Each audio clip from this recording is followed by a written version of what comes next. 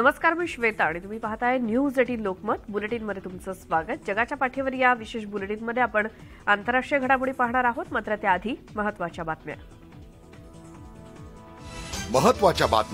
प्रायोजक अमृत नोनी, माझ्या उत्तम आरोग्याचं रहस्य अमृत नोनी पॉवर प्लस। जर्मन सैन्यानं सुदानमधून बाहेर काढलेल्या 300 लोकांपैकी निम्मे परदेशी नागरिक। सुदानमध्ये अजूनही काही जर्मन अडकल्यामुळे जर्मन सरकार मिशन सुरू ठेवणार। दक्षिण कॅलिफोर्नियात लोकप्रिय फॅन्टास्मिक दरम्यान डिस्नेलँडच्या अॅनिमेट्रॉनिक ड्रॅगनला लागली आग। दुर्घटनेत सुदैवानं कोणतीही जीवितहानी नाही। थीम पार्कमधल्या ड्रॅगनचं डोकं आगीच्या ज्वाळामध्ये जळून खाक। रशियात मॉस्को इथल्या ब्लॉगर हल्ल्यातील संशयित महिलेला घेतलं ताब्यात।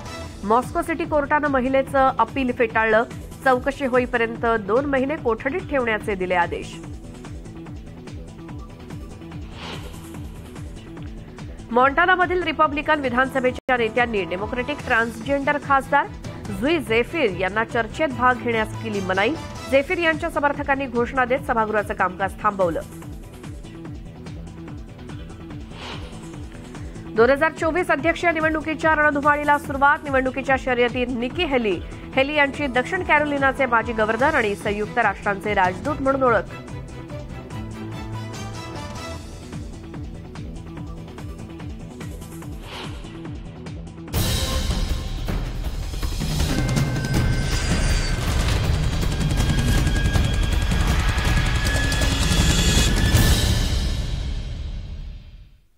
आणि आता जगाच्या पाठीवर मध्ये पाहूयात आंतरराष्ट्रीय घडामोडी वेगवान स्वरूपात। फ्रान्सचे राष्ट्राध्यक्ष इमॅन्युएल मॅक्रॉन यांच्या पेन्शन सुधारणा विरोधात आंदोलन सुरू आहे। रेल्वे कर्मचाऱ्यांनी पॅरिसच्या गारे डी ल्योन रेल्वे स्थानकाबाहेर आग लावून या सुधारणांचा निषेध केला। निवृत्तीचं वय 62 वरून 64 पर्यंत वाढवणाऱ्या योजनांचा फ्रान्समध्ये सातत्यानं निषेध केला जातोय आणि यावेळी अनेक संघटना सहभागी होत्या। या आंदोलनांमुळे पॅरिसच्या उपनगरीय सेवांवरती परिणाम झाल्याचं राष्ट्रीय रेल्वे कंपनीनं म्हटलंय। आता परत 1 मे रोजी आंतरराष्ट्रीय कामगार दिनी निदर्शनं केली जाणार आहेत। लोकप्रिय फॅन्टास्मिक दरम्यान डिस्नेलँडच्या अॅनिमेट्रॉनिक ड्रॅगनला आग लागली आणि ही आग मोठ्या प्रमाणात पसरली होती। दक्षिण कॅलिफोर्निया थीम पार्कमध्ये शनिवारी रात्री लागलेल्या आगीनंतर सुदैवानं कुणीही दुखापत कुणालाही झाली नसल्याचं एनाहेम अग्निशमन विभागानं सांगितलं। दरम्यान वारंवार डिस्नेलँडला भेट देणारे रायन लॉक्स म्हणतात की आग ही नेहमीच फॅन्टास्मिकचा एक भाग राहिली आहे। या शो दरम्यान अनेकदा आग लागते, त्यामुळे लोकांमध्ये गोंधळ निर्माण होतो आणि आगीमुळे सुरू असलेला शो ताबडतोब बंद करावा लागतो। तर थीम पार्कमधील ड्रॅगनचं डोकं आगीच्या ज्वाळांमध्ये जळून खाक झाल्याचं दिसतंय। बंदूक नियंत्रण आंदोलनामध्ये भाग घेतल्यानंतर हकालपट्टीचा सामना करण्यासाठी लोकशाहीचे नायक बनलेल्या 3 टेनेसी खासदारांनी सोमवारी व्हाईट हाऊसला भेट दिली आणि स्वतःला चळवळीचे प्रतिनिधी म्हणून सांगितलं, जे जीव वाचवण्यासाठी बंदुकांवरती अधिक निर्बंध घालण्याची मागणी करतायत। राज्य प्रतिनिधी जस्टिन जोन्स, जस्टिन पियर्सन आणि ग्लोरिया जॉन्सन यांनी बंदुका आणि लोकशाही आणि भविष्यात काय शक्य आहे याबद्दल वक्तव्य केलं। अमेरिकेच्या इतिहासातील सर्वात घातक सेमेटिक हल्ल्यात पीटर्सबर्ग सिनेगॉगमध्ये 11 ज्यू उपासकांना गोळ्या घालून ठार मारल्याचा आरोप असलेल्या ट्रक ड्रायव्हरच्या फेडरल मृत्यूदंडाच्या खटल्यात ज्युरींची निवड सुरू झाली आहे। बाल्डविनच्या पीटर्सबर्ग उपनगरातील रॉबर्ट जी बॉवन्स यांना 27 ऑक्टोबर 2018 मध्ये 63 गणांचा सामना करावा लागला आणि ट्री ऑफ लाईफ सिनेगॉगवरती हल्ला झाला, जिथे 3 ज्यू मंडळांचे सदस्य संवाद क्रियाकलाप करत होते आणि यूएस जिल्हा न्यायाधीश रॉबर्ट कोलविले यांनी कार्यवाहीच्या सुरुवातीला संभाव्य ज्युरींचे आभार मानले।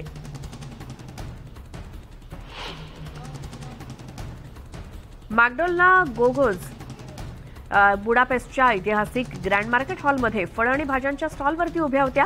पारंपरिक सूपमध्ये वापरण्यासाठी योग्य मसाल्यांसाठी हिरवी मिरची काळजीपूर्वक निवडून त्याची खरेदी त्या करत होत्या। 83 वर्षीय म्हातारी बाई म्हणते की मिरपूड खरेदी करण्यापूर्वी ती पुरेशी मसालेदार आहे की नाही याची खात्री करणं आवश्यक आहे, कारण तिची छोटी पेन्शन आणि हंगेरीमध्ये युरोपियन युनियनमधील खाद्यपदार्थांवरती सर्वाधिक चलनवाढ असल्यानं तिला खरेदी करणं सध्या परवडत नाहीये आणि महागाईचा फटका संपूर्ण देशाला बसला असून नागरिक संतापलेत।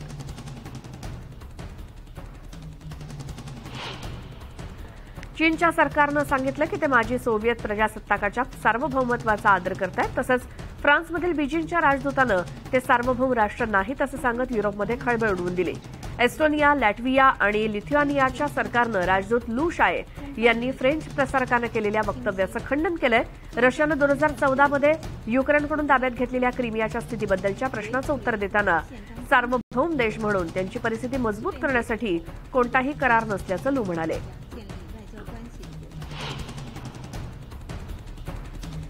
जर्मनीच्या संरक्षण मंत्रालयानं सांगितलं की जर्मन सैन्यानं सुदानमधून बाहेर काढलेल्या सुमारे 300 लोकांपैकी निम्मे परदेशी नागरिक होते.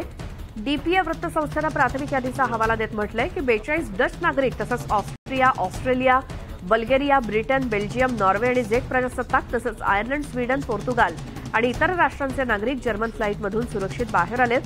परराष्ट्र मंत्रालयाचे प्रवक्ते ख्रिश्चन वॅगनर यांनी बर्लिनमध्ये पत्रकारांना सांगितलं की सुदानमध्ये अजूनही काही जर्मन्स आहेत असं गृहीत धरून जर्मन सरकार पुन्हा आपलं मिशन सुरू ठेवणार आहे. ब्राझिलियन विमान कंपनी एम्ब्रेअरनं पोर्तुगालमधील आपल्या विशेष विमानांचं उत्पादन वाढवण्यासाठी पोर्तुगीज कंपन्यांसोबत नवीन भागीदारीची घोषणा केली आहे. ब्राझीलचे अध्यक्ष लुला दा सिल्वा आणि पोर्तुगीज पंतप्रधान अँटोनियो कोस्टा यांनी अल्वेर्का इथे घोषित केलेला उत्सव साजरा करण्यास मदत केली आणि पोर्तुगालनं विकत घेतलेले एम्ब्रेअर विमान KC-390 वाहतूक विमानात बसून त्यांचं आगमन झालं. A29 टर्बोप्रॉप एअरक्राफ्टचं उत्पादन, ज्याला सुपर टुकानो किंवा पोर्तुगीज फॉर टुकन म्हणून सुद्धा ओळखलं जातं, हे लिस्बनच्या बाहेरील अल्वेर्का इथे घोषित केलेल्या नवीन धोरणात्मक भागीदारीतील एक प्रमुख घटक आहेत. नाटोच्या आघाडीच्या सदस्यांनी व्यक्त केलेल्या स्वारस्याला प्रतिसाद म्हणून एम्ब्रेअर A29ची नाटो आवृत्ती विकसित करेल, ज्याला A29N म्हणून ओळखलं जाईल. ब्राझिलियन गायक गीतकार चिको बुआर्क यांनी मंचावरती पाऊल ठेवता सभागृहामध्ये टाळ्यांचा गजर झाला. प्रख्यात संगीतकारासाठी प्रेक्षकांनी टाळ्या नक्कीच अनोखं नाहीये, मात्र यंदाचा माहोल त्यांच्यासाठी थोडा वेगळा होता. 2019 मध्ये बुआर्क यांना पोर्तुगीज भाषेतील साहित्यातील सर्वोच्च सन्मान कॅमिओस पुरस्कारानं सन्मानित करण्यात आलं. विजेत्याला अधिकृतपणे दिल्या जाणाऱ्या बक्षीस दस्तऐवजावरती पोर्तुगीज अध्यक्ष आणि त्यांचे ब्राझिलियन समकक्ष दोघांची स्वाक्षरी आवश्यक आहे. त्यावेळेचे अध्यक्ष जैर बोल्सोनारो यांनी तसं करण्यास नकार दिला होता. 4 वर्षांनंतर नवनिर्वाचित अध्यक्ष लुईज इनासिलो लुला दा सिल्वा, ज्यांना लुला म्हणून ओळखलं जातं, त्यांनी सिंट्रा या पोर्तुगीज शहरातील एका समारंभात चिको बुआर्क यांना बक्षीस देण्यात येणाऱ्या कागदपत्रांवरती स्वाक्षरी केली. बेलारुशियन विरोधी पक्षनेत्या स्वियातलाना सिखानोस्काया यांनी म्हटलं की देशाच्या हुकुमशाही अध्यक्षाविरुद्धच्या त्यांचा लढा स्प्रिंट नसून जणू एक मॅरेथॉन आहे. बर्लिनमधील फ्रेडरिक नॉमन फाउंडेशनच्या यावर्षीच्या पारंपरिक स्वतंत्र भाषणामध्ये त्यांनी हे भाष्य केलं. 2020च्या अध्यक्षीय निवडणुकीत अलेक्झांडर लुकाशेंको यांना आव्हान दिल्यानंतर सिखानोस्काया यांनी दबावाखाली राष्ट्र सोडलं आणि बर्लिनमधील त्यांच्या भाषणात त्यांनी युक्रेनच्या आक्रमणादरम्यान बेलारुसच्या भूभागावरती अण्वस्त्र तैनात केल्याच्या रशियाच्या अलीकडील घोषणेबद्दल इशारा दिला. जसजसं 2024 रिपब्लिकन क्षेत्र आकार घेऊ लागले तसतसं व्हाईट हाऊसच्या आशावादी निक्की हेली स्पर्धात्मक प्राथमिक निवडणुकीमध्ये उभारण्याचा प्रयत्न करतायत. हेली दक्षिण कॅरोलिनाचे माजी गव्हर्नर आणि एकेकाळचे संयुक्त राष्ट्रांचे राजदूत होते. या आठवड्यात ते वॉशिंग्टन डीसीच्या बाहेर गर्भपातावरती भाषण देणार आहेत. हेलीनं गर्भपाताला वैयक्तिक समस्या असं म्हटलंय. त्याचा निर्णय प्रत्येक राज्यावरती सोडला पाहिजे, तसंच फेडरल बंदी उठवली गेली पाहिजे असं मत त्यांनी व्यक्त केलं. अध्यक्षपदाच्या शर्यतीत सगळ्यांचं लक्ष माजी राष्ट्राध्यक्ष डोनाल्ड ट्रम्प आणि फ्लोरिडाचे गव्हर्नर रॉन डिसँटिस यांच्यावरती केंद्रित आहे, जे स्वतःची बोली जाहीर करण्याच्या उंबरठ्यावरती असल्याचं मानलं जात आहे. तर हेलीचा सामना दुसऱ्या प्रतिस्पर्धी दक्षिण कॅरोलियन सेनसोबत आहे. मॉन्टानामधील रिपब्लिकन विधानसभेच्या नेत्यांनी डेमोक्रॅटिक ट्रान्सजेंडर खासदार जुई झेफिर यांना दुसऱ्या आठवड्यासाठी चर्चेत भाग घेण्यास मनाई केली, कारण तिच्या समर्थकांनी सोमवारी सभागृहाचं सत्र थांबवलं आणि त्या समर्थकांना बाहेर काढण्यापूर्वी गॅलरीमधून तिला बोलू द्या अशा घोषणा सुद्धा दिल्या. सोमवारी दुपारी कामकाजाला विराम दिल्यानंतर सुरुवातीला झेफिरनं गैररित्या कार्यरत मायक्रोफोन हवेत उडवला, कारण रिपब्लिकन लोकांनी तिच्या प्रस्तावावरती बोलण्याची विनंती नाकारल्यानंतर तिच्या समर्थकांनी सुमारे अर्धा तास कामकाजामध्ये व्यत्यय आणला.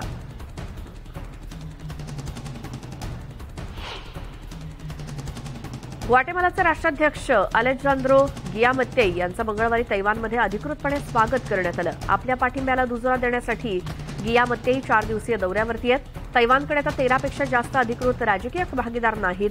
त्यापैकी अर्ध्याहून अधिक लॅटिन अमेरिका आणि कॅरिबियनमधील लहान देश आहेत. Belize, Guatemala, Paraguay, Haiti, Saint Kitts आणि Nevis, Saint Lucia, Saint Vincent आणि ग्रेनेडाइन्स यांचा समावेश आहे.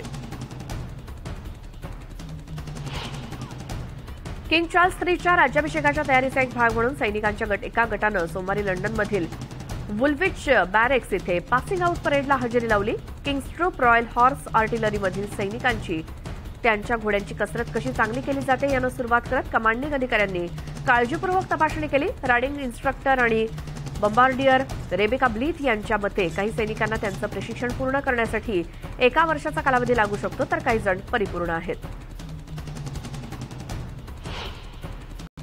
न्यूयॉर्कमध्ये वाढती संख्या पाहता उद्योजक रिकामे ऑफिस टॉवर्सचं घरांमध्ये रूपांतरण करण्याच्या विचारात आहेत. कोविड साथीच्या काळात रिकामे झालेले लहान मोठे व्यवसाय पुनरुज्जीवित करण्याच्या प्रयत्नाचा एक भाग म्हणून व्यावसायिकांनी हा निर्णय घेतला आणि अनेक राजकारणी या परिसरात नवीन घरं आणण्यासाठी भविष्यातील संधी म्हणून पाहत आहेत. आणि त्याचसोबत रेस्टॉरंट्स, दुकानं आणि इथे येणाऱ्या नवीन रहिवाशांना सेवा देणारे इतर व्यावसायिक सुद्धा त्यामुळे व्यवसाय सुरू करतील. कमी आणि मध्यम उत्पन्न असलेल्या रहिवाशांना परवडेल अशा अत्यंत आवश्यक घरांसह अतिपरिचित क्षेत्रामध्ये विविधता आणण्याची संधी दिली जाईल. न्यूयॉर्क, वॉशिंग्टन, पीटर्सबर्ग आणि डॅलस यासारख्या शहरांमध्ये रूपांतरण प्रकल्प सुरू आहेत.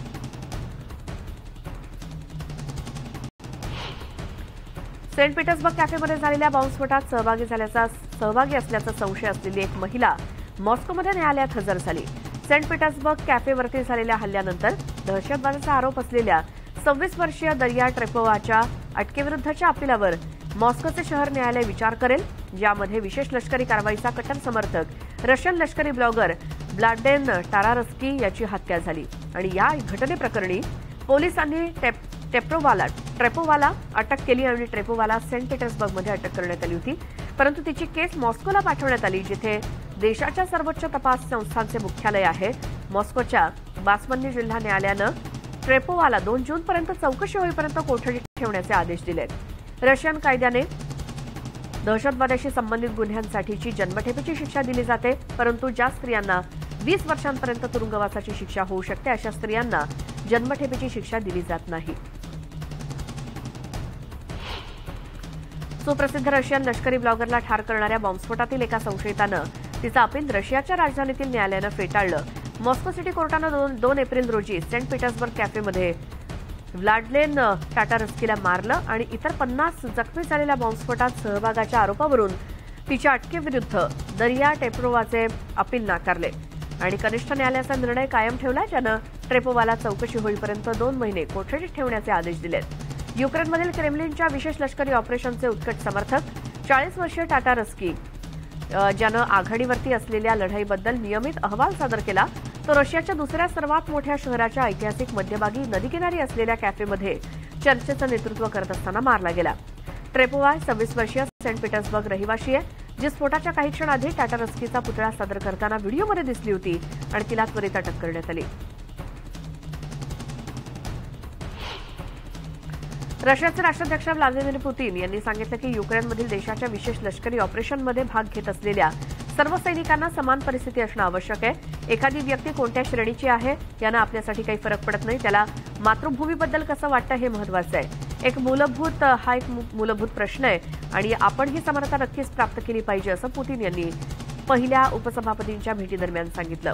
सत्ताधारी युनायटेड रशिया पक्षाचे प्रमुख तुर्चक म्हणाले की एकत्रित सैनिक आणि कंत्राटी सैनिकांच्या भत्त्यामध्ये फरक आहे. रशियाच्या संरक्षण मंत्रालयानं सांगितलं की युक्रेननं सेव्हस्तोपोलमधील ब्लॅक सी फ्लीट बेसवरती 3 अनक्रू स्पीडबोट्ससह हल्ला करण्याचा प्रयत्न केला. प्रवक्ते इगोर कोनाशेंकोव्ह यांनी म्हटलं की रशियन बाजूनं कोणतेही नुकसान न होता सर्व स्पीडबोट्स नष्ट झाल्यात आणि कोनाशेंकोव्ह यांनी असंही सांगितलं की रशियन सैन्यानं 21 एप्रिल रोजी डोनेस्ताकमधील एका शहरामध्ये शस्त्र डेपो आणि परदेशी लोकांच्या ठिकाणावरती हल्ला केला. मंत्रालयानं युक्रेनियन आकाशात Su-25 क्लोज एअर सपोर्ट जेटचं फुटेज देखील शेअर केलं आणि या वृत्तात म्हटलंय की कॅमोफ्लाज फोर्टिफाईड फील्ड पोझिशन्स आणि युक्रेनियन सशस्त्र दलांची बख्तरबंद वाहनं या सोर्टी दरम्यान नष्ट झाली. युक्रेनचे अध्यक्ष व्लादिमीर झेलेन्स्की यांनी झिटोमीर इथे झालेल्या बैठकीत एस्टोनियाचे पंतप्रधान काजा केलास यांना पुरस्कारानं सन्मानित केलं. हा पुरस्कार वैयक्तिक सेवेसाठी आणि युक्रेनला पाठिंबा दिल्याबद्दल दिला जातो. झेलेन्स्की बरोबर एका पत्रकार परिषदेत बोलताना केलास यांनी युक्रेनला शस्त्र, दारुगोळा आणि प्रशिक्षण पुरवठा सुरू ठेवण्याचं वचन दिलं. युक्रेनला युरोपियन युनियन तसंच नाटोमध्ये समाकलित करण्याच्या आपल्या देशाच्या उद्दिष्टांचा त्यांनी पुनरुच्चार केला आणि झिटोमीर इथे केलास यांचा दौरा होता. युक्रेनचे राष्ट्राध्यक्ष व्लादिमीर झेलेन्स्की यांनी झिटोमीरमध्ये एस्टोनियन पंतप्रधान काजा केलास यांची भेट घेतली. शस्त्रास्त्रांच्या पुरवठ्यासह एस्टोनिया कीवला भरीव मानवतावादी सहाय्य प्रदान करते आणि 60,000हून अधिक युक्रेनियन निर्वासितांचं स्वागत केलंय. झिटोमीर जिथे केलास भेट देत होते तिथेच केलास यांनी रशियाच्या चालू आक्रमणामुळे झालेल्या नुकसानाच्या पुनर्बांधणीत मदत करण्याचं वचन दिलं.